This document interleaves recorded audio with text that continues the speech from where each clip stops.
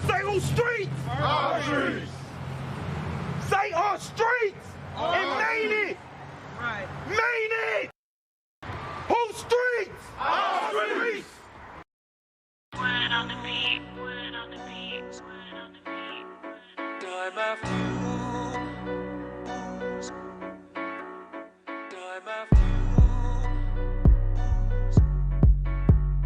time after time after time after time after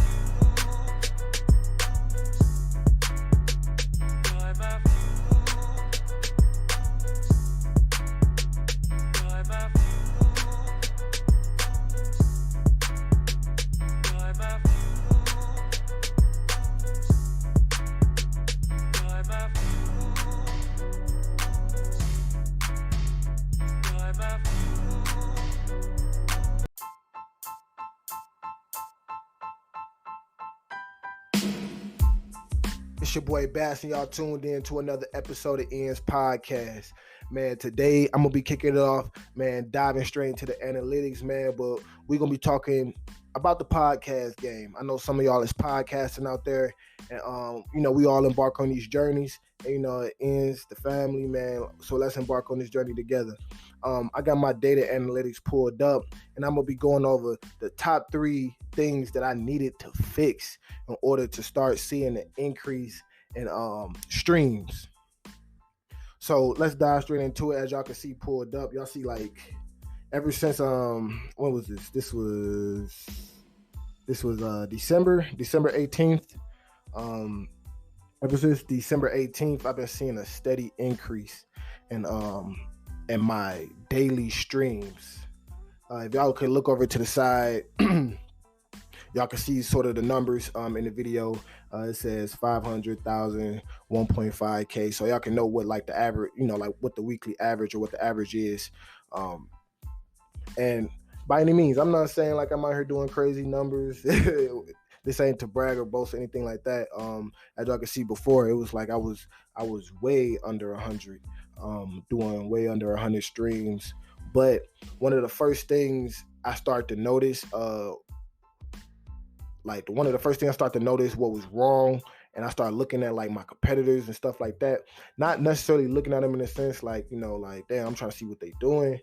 But more so, well, actually, yeah, I'm trying to see what they're doing, but I'm trying to get an understanding of what is the actual structure, and then try to see like how I want to, do it in my sense.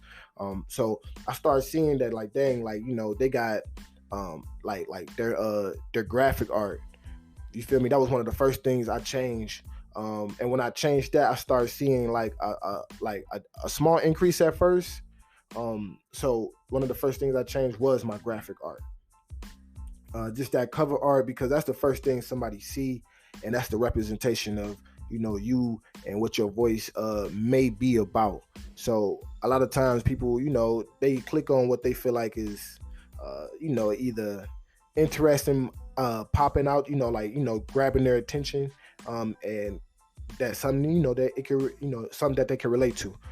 So over that time too, we was testing out just various, different ways. The one thing I seen in particular was always creating a custom image. Depending on what I'm talking, depending on what the podcast episode is about, we have our standard, like our standard cover image. But depending on what the episode is about, if we're featuring somebody or we're covering a certain product or we're covering a resource or we're talking about a certain situation, something like that, we will basically design a cover, specifically for that episode. So it can reach, it translate a lot better, the message could translate a lot better. Because say like if we just had like one like we do, we have like one just like generic, like our standard, just like cover art for our podcast episodes. But that cover art might not really relate to somebody that's trying to listen to, like, say like if they're trying to listen to something like Cars or something, and we got like ends and a shark on the cover of it, they're gonna be looking like, yeah, it seems cool, but it might not really grasp their attention. But then they might see a different one where it's an actual car, like charger on the front, and they say, and then it's like, ends podcast, and then they gonna probably look at it like, oh, snaps, they might be talking about muscle cars. I got a charger, I got a challenger, I'm interested in challenger, things like that. So I started trying to figuring out just different ways. How can I, just package up the look of the actual podcast episode, just far as marketing wise. Then the next thing, the next thing I started improving, for real, I had to start improving was, podcast episode detail, and started paying more attention to how I was titling my podcast episodes. Because one thing for sure, when I was looking at different individuals, like I'm looking like they titles ain't really all the way catchy and nothing like that. But the big difference between them and me, like, always understand what your circumstances. That's why I say I wasn't like, for them, they already had big audiences. You feel me? And so more so, I had to kind of give you. For me, I didn't necessarily have the audience, so I had to kind of put those keywords that you're looking for in my title. So it can kind of grasp your attention, so you can know exactly like, oh yeah, this is something that I'm looking for. So for example, if I was to say, interview, talking Robin, for example, just saying we did a podcast episode going over Robinhood, saying like using Robinhood, dividends, trading stocks, buying stocks. So then it's like, if somebody was to be scrolling past that, they'll see that, then they'll be like, all right, well, boom, he probably gonna be talking about dividends. I want to learn about dividends. He's gonna be talking about how to buy the stocks, and he's gonna be probably talking about how to trade the stocks. They more, like, versus me saying like using Robinhood. Then they might be like, they probably not really interested in the actual platform itself. They could have been just interested in the actual process. You feel me? Going back to those keywords, they probably was interested in learning about dividends because they heard it before or something like that. Keywords that triggered them, like they heard dividends before or something like that. They're probably familiar with that. They probably and interested in learning about that. Or if it's buying stock, they probably was interested and want to learn how to buy stock, but never really got into it and was like, damn, I got time. Let me listen to this real fast. Or it could have been, on the flip side, like selling stock. Just going into like, dang, like I wonder how do people be selling stock, and that might grasp their attention versus me just using just Robinhood, like, just this is how you use Robinhood. But I started putting different keywords and, just different words in there to try to give the listener and whoever's searching a better idea of what my message and what the values that are in my message is about. And you see this when, like, and other forms when people write articles and stuff like that to try to grasp your attention, or social media and stuff like that was is really that attention grabber. I'm trying to get your attention, so I have to focus on that. So that's going even into the detail when people read the podcast episode, because then they might still be on the fence. They might click on it, but like, let me see what this episode is actually really about. If you ain't really got no good description about what you're talking about, they're gonna be like, they might move along or they might click. But it's like we want to reinforce that. So start taking a little bit more time to actually focus on, podcast description, like giving that actual podcast description. At first we wasn't really giving one. We just saying like, we're the voice of the culture, or this is the latest podcast episode, and put like the episode title again or something like that, and probably like a link to something else. But it was like giving like any, and at that I started realizing it didn't even have to be that long. It just giving like a brief summary. It could be a couple minutes or something. I mean, I said a couple minutes, a couple sentences. As you see, like on the back of like books and stuff like that, or on Netflix, for example, most I start looking at different businesses that do that. You feel me? Like, as I'm just saying, for example, books, you look on the back of books, it's like a little small little paragraph, brief summary, and they might have a little summary about the author. You look on Netflix when you go search for a different video or something like that, they got like a small little video description. Some of them are bigger than more, and some of them even come with a trailer, but some of them just got, but all of them got that brief description, so you can get like, you can kind of get a idea of what the concept or what this movie could possibly be about. You would do the same thing if you were looking at product. You feel me? Man, so just going more deeper into it, man, we start talking just description, just being more mindful of how you want to, give a detailed summary about your podcast, and understanding that is really needed.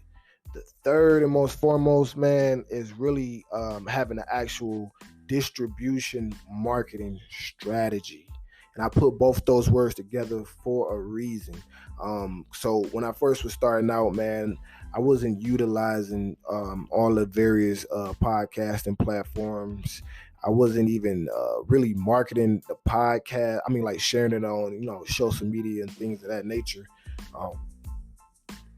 So that is one big flaw right there. Like, don't nobody know about you. Who gonna really come see about you? If you don't put yourself, if you don't present yourself to nobody, you don't really give them really the opportunity. You're just really hoping for an opportunity instead of, kind of putting forth the effort to place yourself in front of these just different various people. So just thinking in the sense of distribution, I started looking at it of just pieces of pie. Like if I can create a small audience on Apple, if I can create a small audience on Spotify, if I can create a small audience on iHeartRadio, if I can create a small audience on Pandora, if I can create a small audience on Deezer, if I can create a small audience on Stitcher, I can keep going on and on. But we on numerous, like basically every major platform. But around that time, that's when I had to start really doing the legwork of that. Really start thinking about it in a sense like, man, I'm trying to be on, man, I'm trying to be like McDonald's or Starbucks. I want to be on every corner. Like that way we could catch all the foot traffic. And then it starts to, it starts to add up. Especially when you start monetizing your podcast, you will really start to understand what I'm talking about. So not only do we have our own website, but I know when I was starting out, I was using platforms like SoundCloud, for example. But at the same time, I wasn't really like focusing on sharing it and like really like distributing my podcast episodes. And really trying to focus on like putting them in front of people that will find value in the content that I'm producing. I just kind of just put it out there and just hope that somebody was going to stumble across of it, and hey, it was going to catch fire. I was going to wake up one day and I was going to, have 1,000 streams or something like that. But that's really not how it works. And just because you share it or something like that, that's really not like just because you just posted like, hey, check out. That's one way to start. You feel me? Hey, congrats to you. That's the one way to start. But I'm like talking about really like distributing your podcast, putting it in front of, those different audiences. So when I say that, it was like, man, if I put my podcast on like something like Spotify, and when I know that most people that got iPhones or Apple products, they're going to use Apple services. So which means Apple's Music or Apple Podcasts. So I'm kind of already, if I don't go into that market, I'm kind of edging myself out a little bit. So I place myself in that market as well. Then I start looking at it from Android user. Like not everybody has Spotify. Like, you feel me? But one thing that I know that every Android phone comes with is Google Play Music. So I made sure I put my podcast on Google Play Music. And I was just breaking down the pie like that, like, and just start thinking in the terms of, meeting people where they're at, And that's one of the biggest things about ends, you feel me, making the most of our current circumstance. But we always say we are the voice of the culture, but you got to go to where the voices are. You feel me? To be able, to voice those culture, like to be the voice of the culture, you got to be in it, so you got to go to where it's at. So if I want to, get more iPhone users, the more Apple users, go to where the Apple iPhone users at. If they mainly streaming off of Apple services, then hey, you gotta kind of bite the bullet. Like I ain't gonna, like say it. I don't own an iPhone. Long story short, I own Android, like Android operating devices, whatever you want to call it, Android phones. That's what I got. I ain't no Apple user. I ain't the one that's saying, oh, I don't pick up, or I ain't responding back if your message is a certain color. I ain't know none of that. I had an iPhone before, so I ain't gonna knock it. I had it before, but just long story short, I'm just saying, like, I had to take Like, you know how people be having those biased opinions, put that to the side and really try to hit the mark and really understand what the goal was. The goal was to help voices be heard. We are a platform and that we want to, you know, basically empower voices. So we ain't doing no justice if we ain't out there really trying to make sure the people that we bring onto our show, like making sure that their voices ain't being heard. I ain't gonna restrict them. You feel me? So it's like I had to put my own bias to the side. I was like, all right, well, let me go to like, you know, just reach out to these various markets. So at first I'm like, man, let me build my own. But I'm like, this is how you build your own. You feel me? It's a thing called it's a term I learned during school. You feel me? I want to say it's cultural diffusion. You feel me? And that's really like how, you know, trade, like a lot of trade happen, you feel me, is where it's cultural diffusion. It's when you bring your culture, you know, to somewhere else, so they bring their culture to where you at. So it's like, all right, man, so I got to go meet those that may be interested, but right now, you know, they Apple users. I got to go meet them, you feel me? Or maybe they don't use none of that. Maybe they iHeartRadio or something like that. I got to go there. I got to go to these different markets where they is trying to digest the value that I'm trying to, you know, give them. You feel me? That's coming from the, you know, the various people that come, you know, on our platforms, you know, just sharing that message. So yeah, so the last just real big key point too is distribution. But at the same time, these all go hand in hand. And the reason why I say that is because you don't want to push nothing that like they won't understand. You got to always make sure that you can, you know, that the message is relatable to who you're trying to target. And that's the biggest thing, especially just going back and just to what we were just saying, just being the voice of the culture. You want to make sure that you are properly representing those voices, that you are, you know, spreading out into the world. And you want to make sure that whatever that's presenting them is properly is presenting them, you know, on both ends. So that goes into the cover art, you know, like just the description. I'm about to say product description, but it's more so the podcast description. You feel me? The cover art, you know, if it's about somebody, you feel me, highlight them. You feel me, in the cover art, or if it's about a certain organization or you know, or something like that. Like, that's what I was thinking in my mind. Not saying you have to do so. Everybody has their own process. Me personally, that's what I was thinking in my mind. Like, man, let me highlight them. So when somebody's scrolling past, they know exactly what they're getting. This is what our focus is on. It's on this person, this strategy, or, you know, this business, or this experience. Or, you know, like you know exactly what you're getting. So it makes you feel more comfortable what you're clicking on. But, you know, I've been talking for a little minute, man. Like I always say, when I ain't have no guest on and it's just me, I don't want to talk for too long because I love to get y'all feedback, man. Like I say, this is a conversation, and we always about, you know, spreading voices, you know, being a voice of the culture. So I want to hear what are some challenges that you overcame, you feel me, with creating a podcast, and what are your interests, you know, even in podcasting? Do you know, or do you just say what's up, man? If you ain't got nothing to ask, you just want to say what's up, and you will appreciate what we do, man. All gratitude, man, is good gratitude, man. We appreciate it. But don't forget, like, share, subscribe, and it's your boy Bazz. Y'all tuned in to another episode of Ian's podcast, and it's Ian's the family, and y'all know what it is. This podcast was produced by Ian's Media. We